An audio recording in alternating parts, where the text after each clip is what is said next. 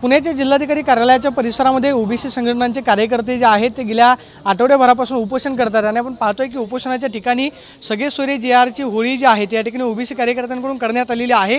सगळे सोयरे या JRची अंमलबजावणी जी आहे ती करू नका या पद्धतीची मागणी जी आहे ती ओबीसी संघटनांची आहे आणि आपण पाहतोय की JRची होळी जी आहे त्या ठिकाणी उपोषणाच्या ठिकाणी करण्यात आलेली आहे। काय नक्की मागणी आहे तुमची?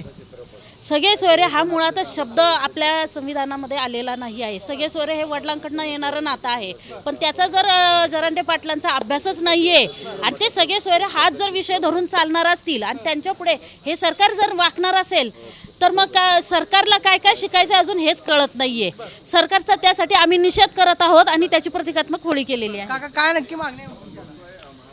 आमची प्रमुख मागणी हीच आहे की हा सगळे सोयरेचा GR रद्द करण्यात यावा। ज्या आमच्या 10 लाखापेक्षा जास्त हरकती ज्या नोंदवल्या गेल्या ते काय उगीचच विनाकारण काही सरकारला काही कामधंदा नाही म्हणून मागवल्या होत्या का? त्या हरकतींचं पुढं काय झालं? एवढ्या लोकांचा विरोध असताना सुद्धा तुम्ही हा अध्यादेश कसा काय काढला?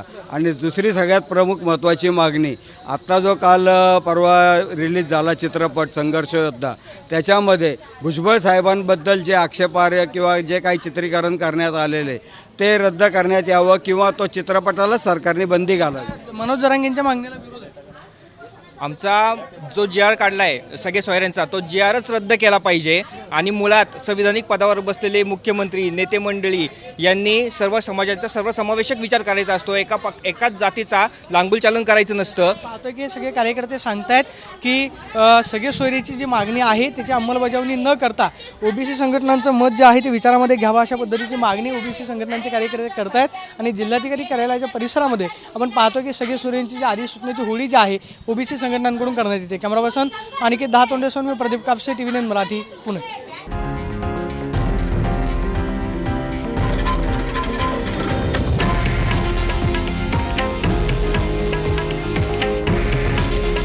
हे आहे देशातील नंबर 1 न्यूज नेटवर्क आणि आपण पाहत आहात TV9 मराठी। काळजी तुमची, हित महाराष्ट्राचं।